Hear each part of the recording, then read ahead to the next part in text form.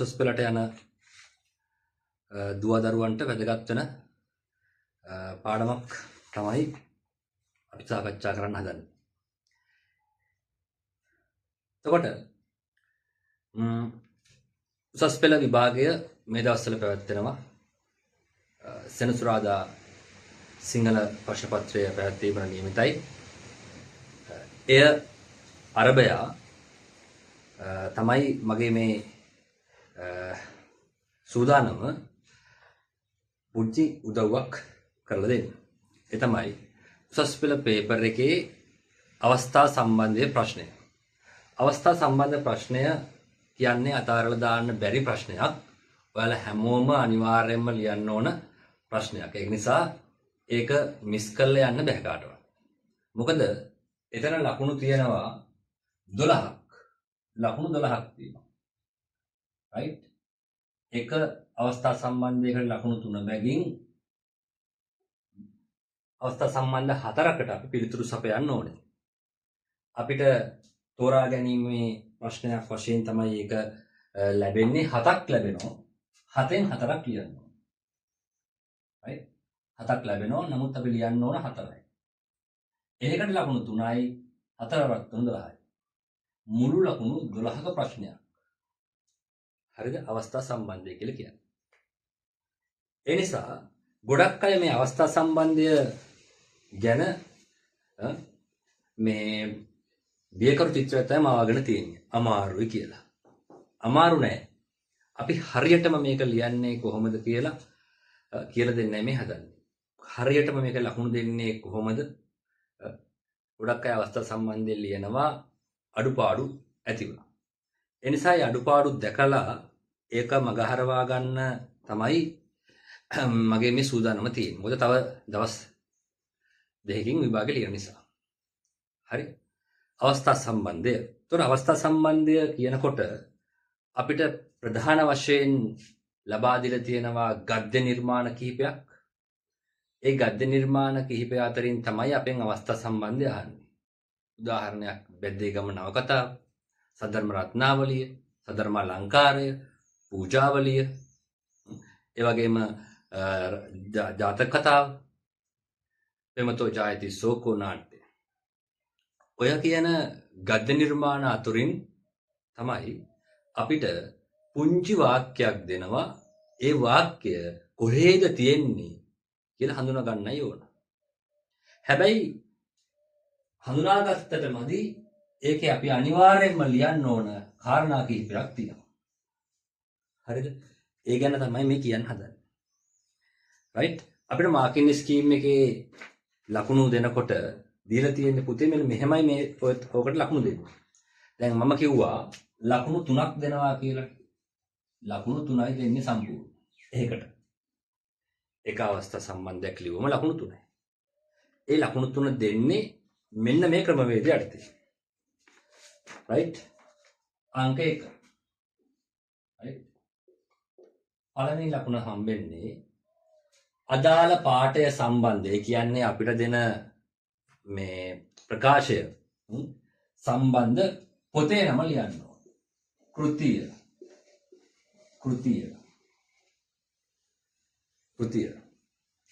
right? පේනවනේ? හරිද? කෘතිය. ඒ විතරක් නෙවෙයි අපි ලියන්න ඕන යුගය. ඒ පොත ලියවෙච්ච යුගය. ඒ විතරකුත් නෙවෙයි ඒ පොත ලියපු කෙනත් ලියන්න ඕන. කතුවරය.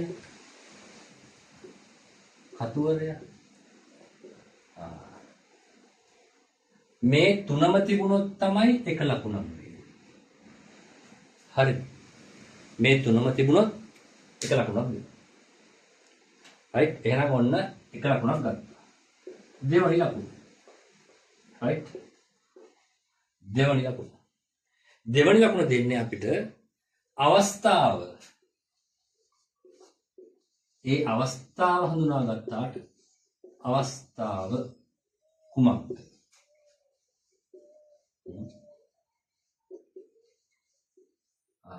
අවස්ථාව හඳුනාගත්තාට දෙවනි ලකුණ දෙනවා. මම මේ මාකින් ස්කීම් එක ලකුණු ලබා දෙන්නේ කොහොමද කියන කාරණාව කියන්නේ. මොකද එතකොට ඔයාලට දල අදහසක් එනවා මේ ලකුණු 12 ගලව ගන්න ආකාරය. right? දැන් තුන්වෙනි අවස්ථාව, يعني තුන්වෙනි ලකුණ දැන් එකක් හරි දෙකක් හරි. ලකුණු දෙකක් ගන්න. තුන්වෙනි ලකුණ දෙන්නේ කවුද මේක කිව්වේ කාටද කිව්වේ? කා විසින් කාටද? කාටද? ඔන්න ඔය කියන කාරණා කිහිපයම තිබුණොත් විතරයි ලකුණු 3 හම්බෙන්නේ. පැහැදිලිද කියන එක? ඒ නිසා අවස්ථා සම්බන්ධය ඉතාම වැදගත්. මේක ළමයි කැම්පස් යනවද නැද්ද කියන තීරණය කරන්න පුළුවන් ලකුණු සීමාවක්. ලකුණු 12ක්. මොකද උසස් පෙළ විභාගයේ එක ලකුණ මාර වටිනවා. right? එහෙනම් ලකුණු 3 ගන්න මෙහෙමයි. පළවෙනි ලකුණ දෙන්නේ කෘතිය පොතේ, ඊට පස්සේ පොත ලියවිච්ච යුගය, ඊළඟට කතුවරයා කවුද? උදාහරණයක්. බැද්දේගම නවකතාව. බැද්දේගම නවකතාවේ තිබිච්චයක් කොන්න කමු අපි. බැද්දේගම නවකතාවේ තමයි පොත. හරි.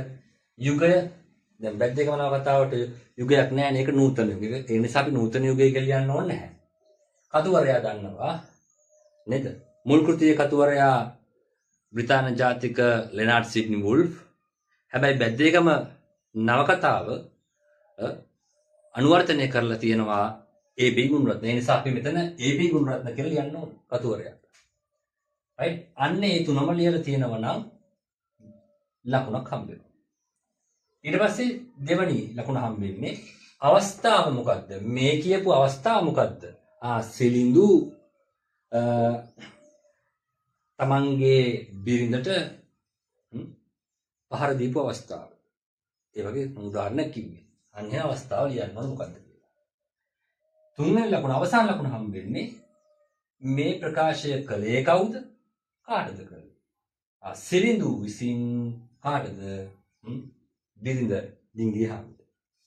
පැහැදිලිද? අන්න ඒ වගේ. right?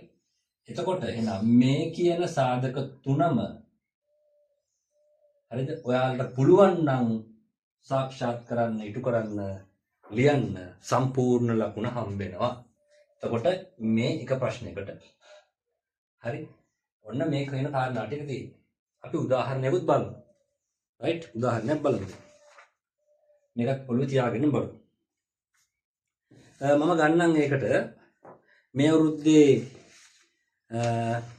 2026 අපේ අධ්‍යාපන අමාත්‍යාංශයෙන් ලබා දීලා තියෙන ප්‍රශ්න පත්‍රය. හරිද?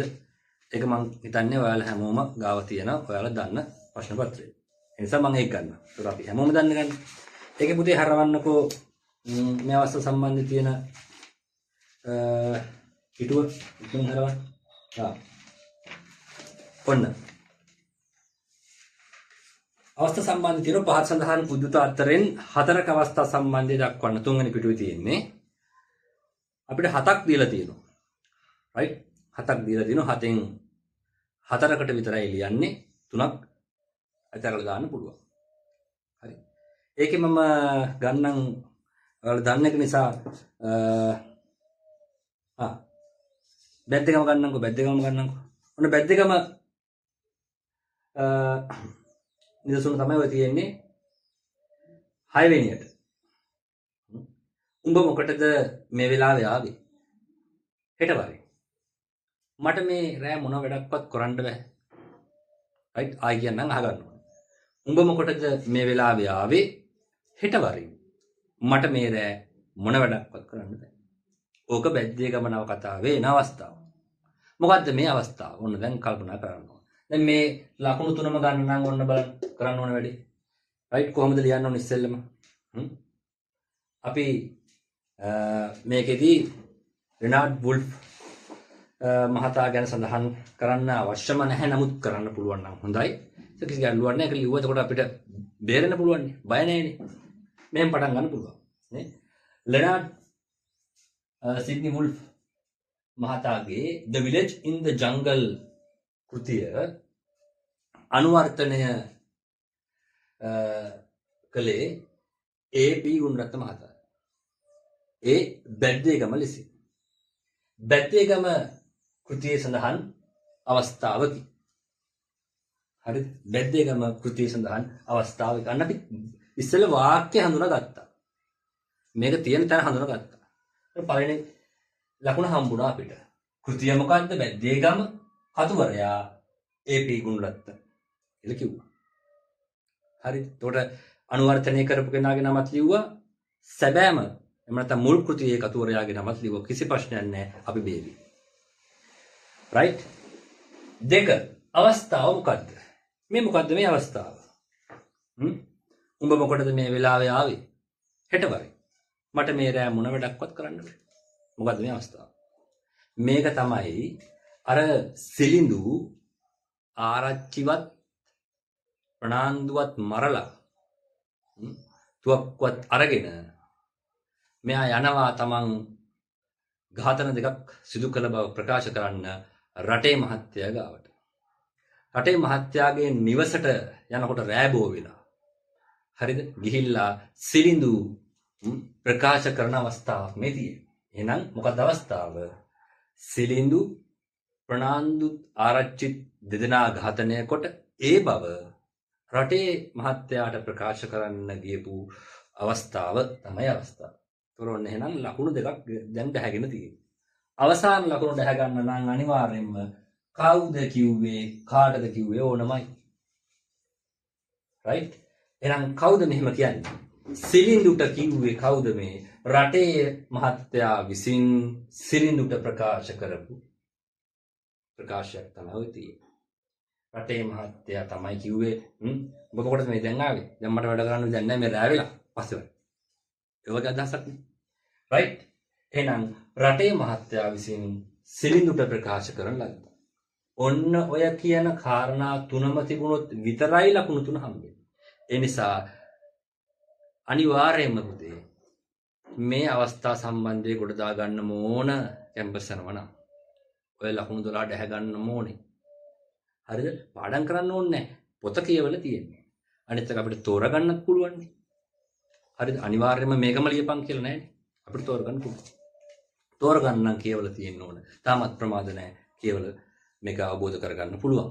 අනිත් එක හැමතැනින්ම අහන්නේ ප්‍රකාශ විතරයි අහන්නේ.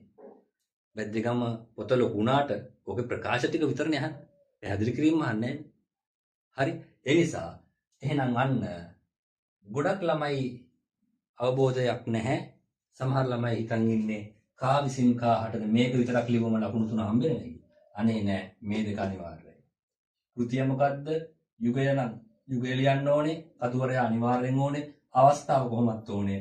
කියපු කෙනා කාටද කිව්වේ කියලාත් ඕනේ.